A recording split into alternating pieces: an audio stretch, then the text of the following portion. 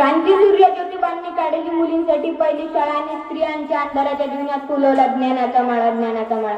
सर्वांना माझा नमस्कार. माझे नाव तन्मय कुलकर्णी. मी वर्ग 7 मध्ये शिकतो.